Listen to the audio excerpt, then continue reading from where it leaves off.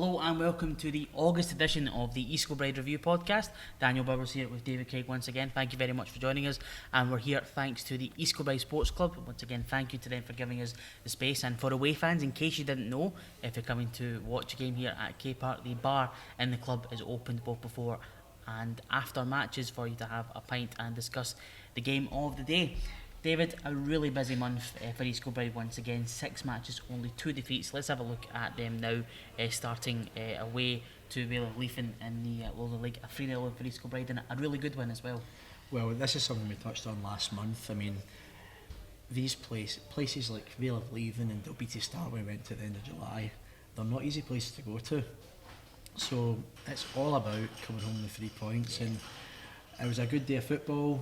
The guys scored, made it easy for themselves, and it was all about coming home with the points. So if we want to retain this Lowland League, these are places we need to go and win. So yep, on the day, professional performance, and came up the road with the victory.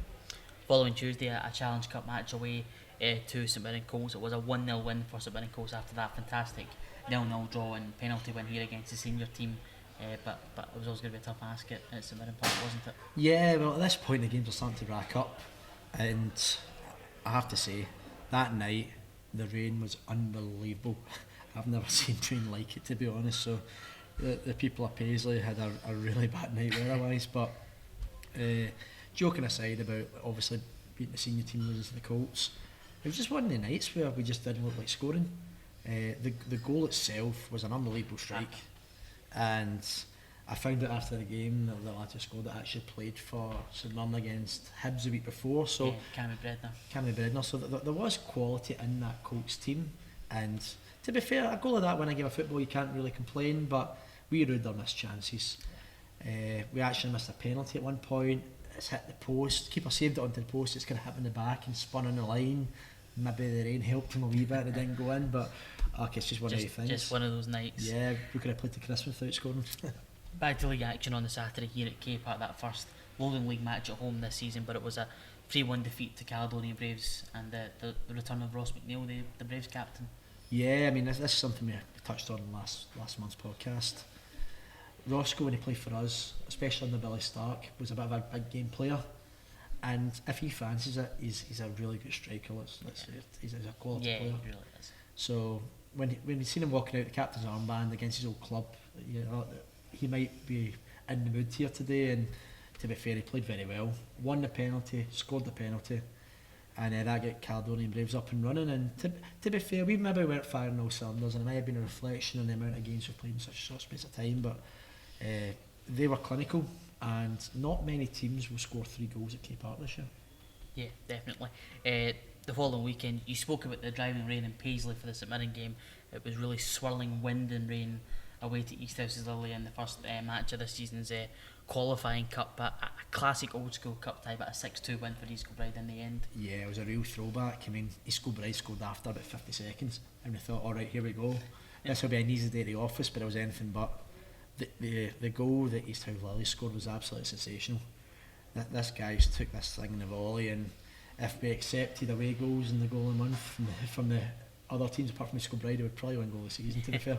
It was an unbelievable strike to take it in the volley and lob over the goalkeeper, but we get back in front at half time and they equalise with a penalty after 60 minutes. You think, here we go, this could be a long day at the office. There's not much between these two teams, but our guys, nice and calm, got the ball down, played football and ran out 6-2 winners and advanced to the next round of the cup. Back to league action the following weekend, a really tough assignment at the Falkirk Stadium against East Stirling, but a fantastic 1-0 win against a team with real quality in it. Yes, we highlighted it last month as a potential game of the month, and it turned out to be that way. It was 2 teams with quality players playing a good standard of football. Both teams had their chances. It was always going to be a goal to decide it, and luckily on the day it was ours. And it took a wee bit of magic. Sean done really well down the right hand side.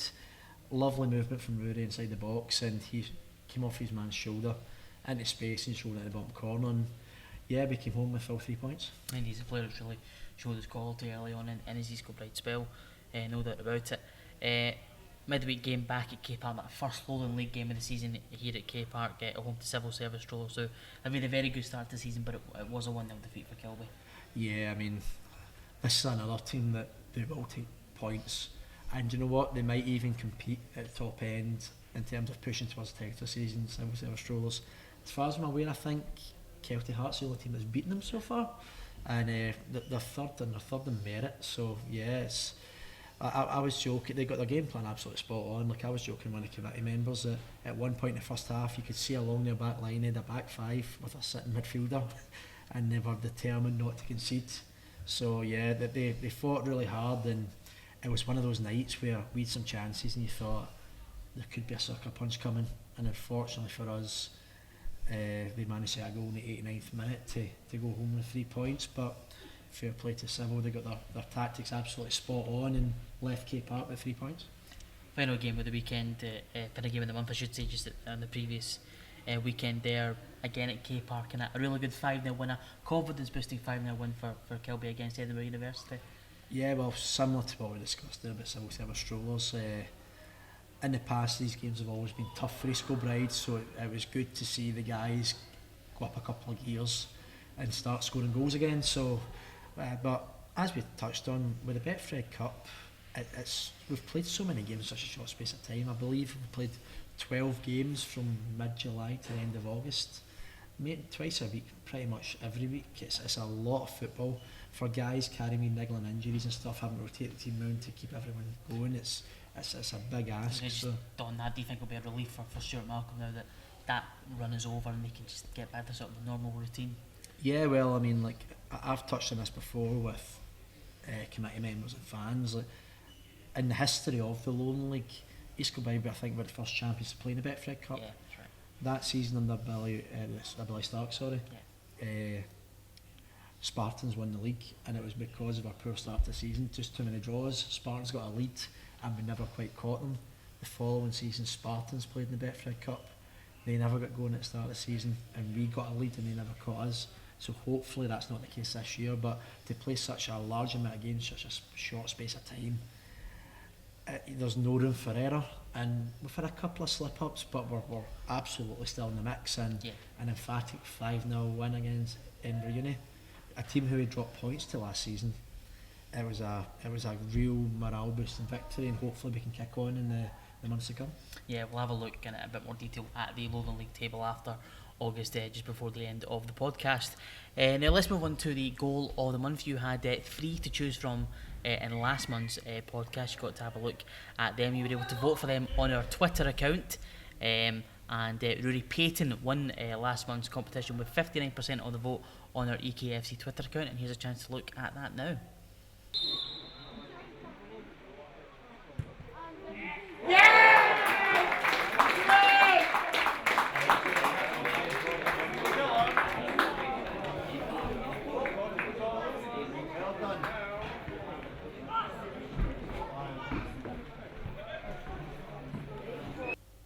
So there we go, that was Rory Payton's goal of the month, a fantastic goal to win it, and we've got 4 goals for you in August, goal of the month, and here's a chance to look at them now.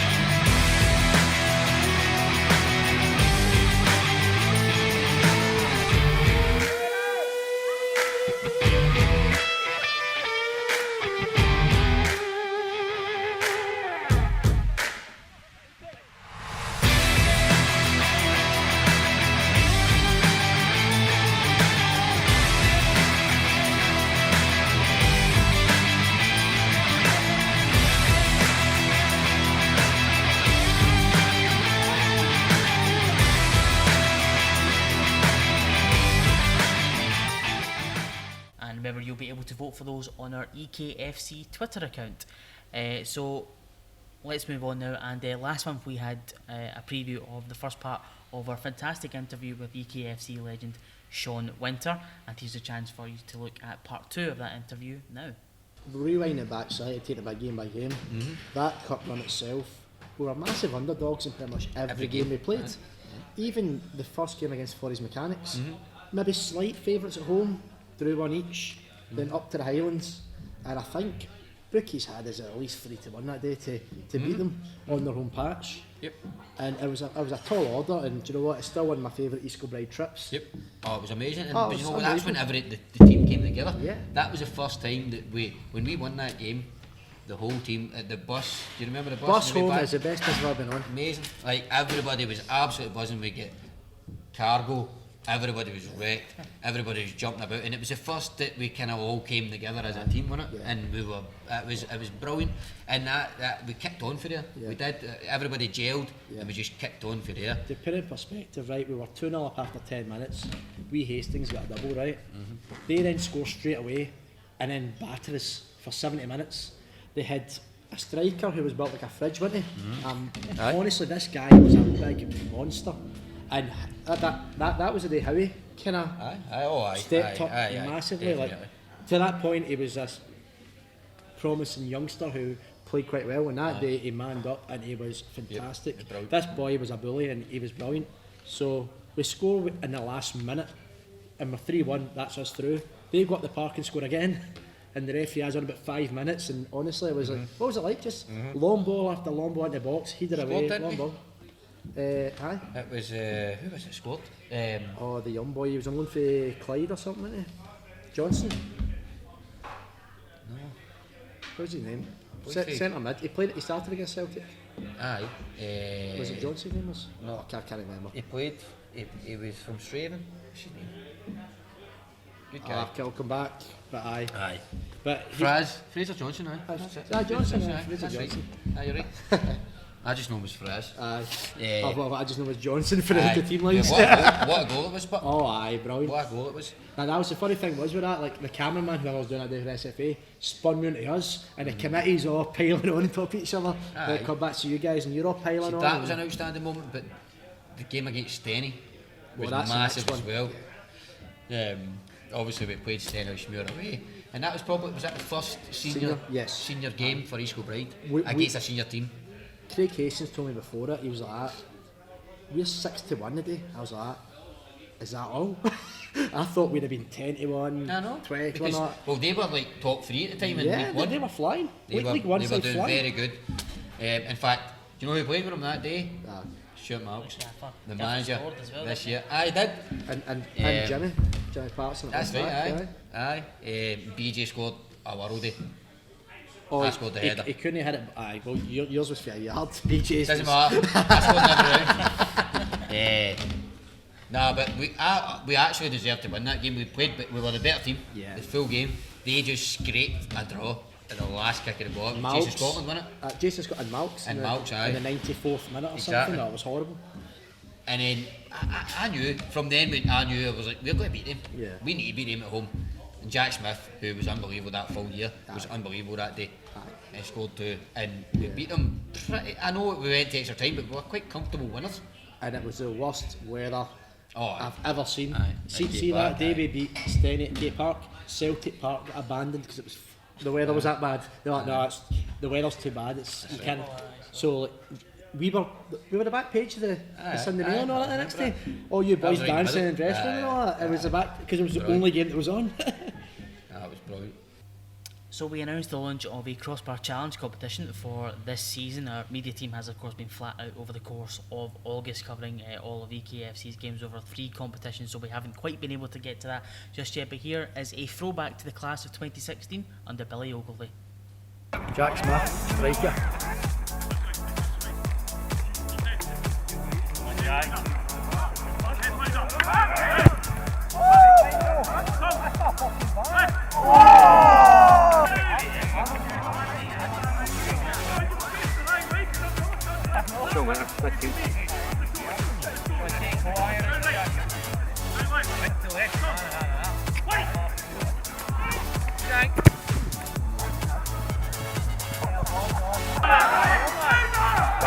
Ability, man.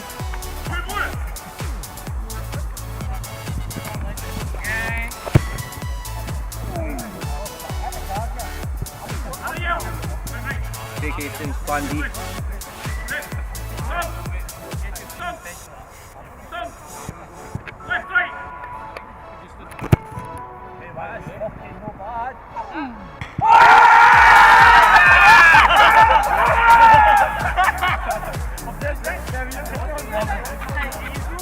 Chris Gebby right back.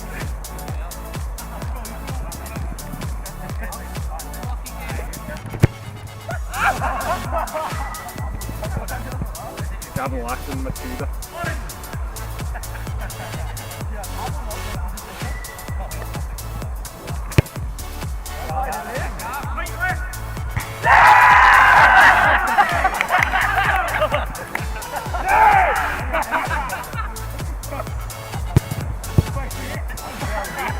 Josh Kerr, Kitman.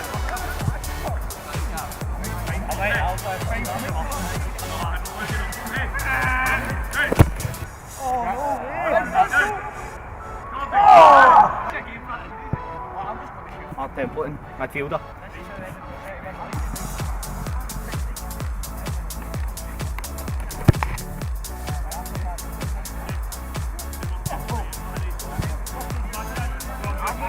Jacob Keane, goalkeeper.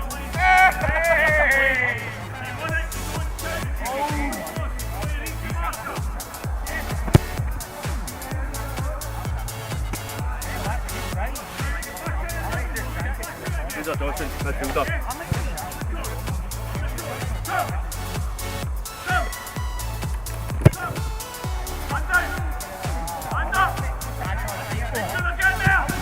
Jake Dowie, defender.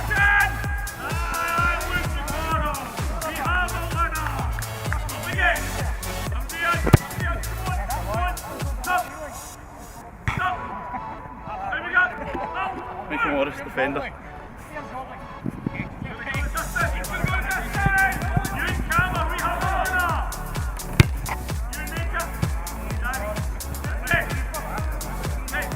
Anton Brady, midfielder.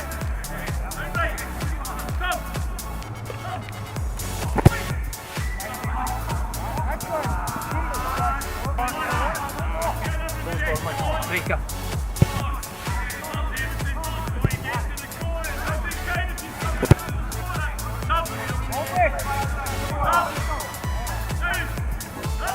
That's the second name, Jordan Bell, keeper. I'm putting myself on the camera.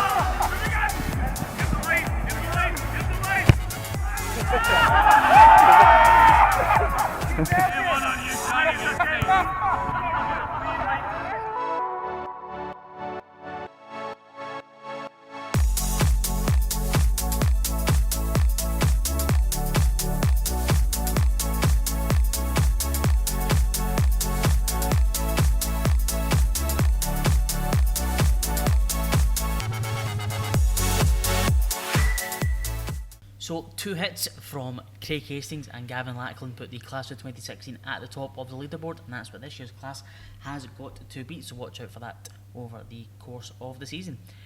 David, certainly not as busy a month this September for the team as July and August have been, but it will be a tough start at Broadwood away to Cumbernauld Colts on Friday. Yeah, absolutely. I mean, it's never been an easy place to go. Cumbernauld Colts are a very organised team that, well, if you're not in your top of your game, will take points off you. I mean, for example, they're the only team to beat Kelty Hearts in the league this season, so it's not going to be easy. But Friday night under the lights, really look forward to it.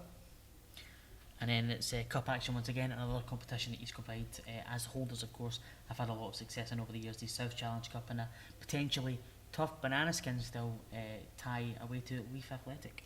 Yeah, I mean, these ties are never easy. If I had my way, every tie would be at K Park. Unfortunately, we're not allowed to do that. So, yeah, we'll be on the road through to Edinburgh.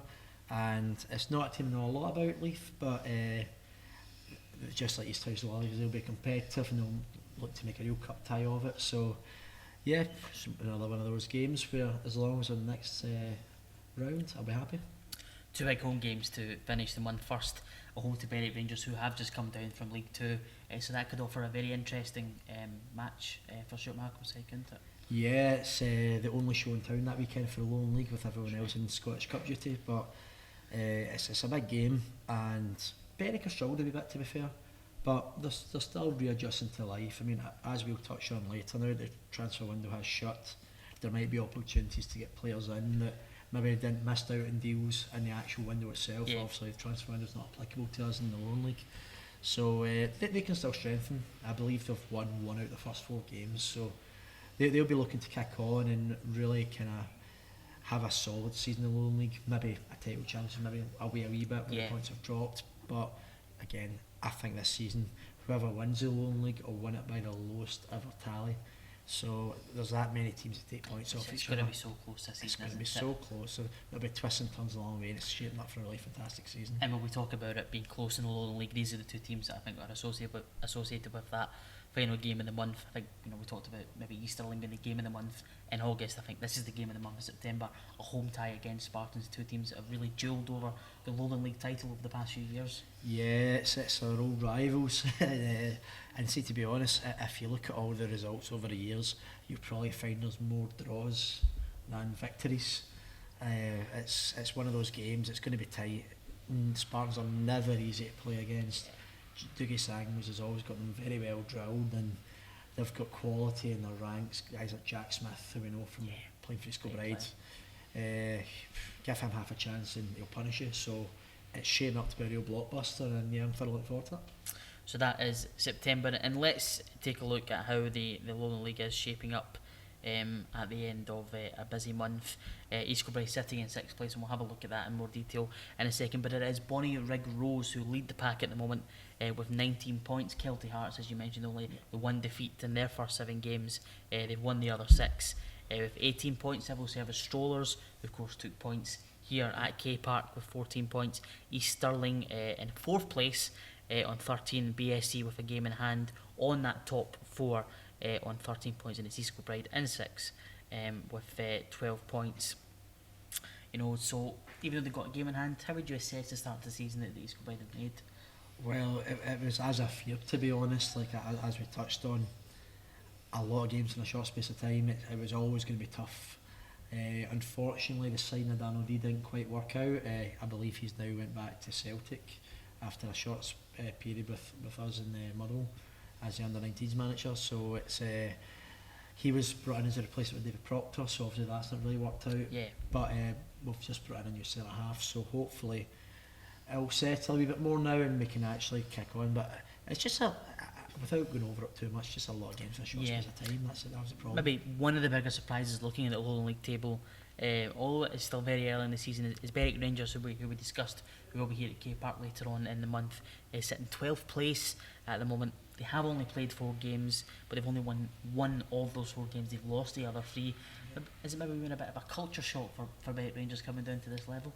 Yeah, I mean, like, to be honest, I don't want to kind of guess too much what's going on at Berwick, because I don't know. Yeah. But I imagine that there might have been quite a big player turnover when they came down, and that's maybe how they're struggling a wee bit to kind of just form their team. And it's, as you know, in the Lowland League, it's a fast start. You're playing games twice a week in August, so it's very easy to drop points and look adrift. But I've seen from Spartans last season, they were sitting in the mid-table for the majority of the season. They went on a run and kind of went back up a table. Yeah. So I think for Berwick Rangers this season, consolidation's a big thing for them to try and adjust to life in the Lowland League. Well, similar to last season, maybe the likes of Easterlands and whatnot. Yeah. And then they've really kicked on this season and look a force. So yeah, but it's still very early. I mean, they could quite easily turn it around and go on a run and win 10 games in a row and be a force in the league. So it's who knows what will happen. Again, back to the East Kilbride front, a couple of late summer signings for Stuart Malcolm. First, Kieran McGrath coming in on loan from Celtic. He actually made his debut against Edinburgh University, didn't he? Yeah, and he looked very lively. And it's a wee bit of depth we're maybe missing, to be fair. So the guys we've had have played a lot of football, so to get some fresh legs in the team and have somebody make an impact off the bench was a bonus. And well, I was going to say a deadline day signing, but it wasn't even a deadline day signing. Actually was signed after the transfer window closed. George Stanger coming in from Hamilton Accies, who's actually played for their first team in the Premiership this season, but also has some international experience. He's been with the New Zealand under-20s at the World Cup, so another great addition for the team. Yeah, and guy who's played a game for Hamilton Accies this season in the SPFL, so yeah, it's looks like the defensive cover we needed, because we were a wee bit light in that department, and yeah, it's all about now getting the bodies in, getting the squad settled, and concentrating on the matches that are upcoming. So that about does it for this month for our East Kilbride Review podcast. Thank you again for joining us. If this is the first time that you have joined us, check out our last podcast looking at the month of July and the early start to August as well. We'll be here once a month all season, taking a look at how East Kilbride are getting on and looking at all things East Kilbride FC. So once again, thank you very much for joining us, and again thank you to East Kilbride Sports Club for having us here. Once again, from myself, Daniel Bowers, and David Craig, thanks for joining us, and we'll see you again next month.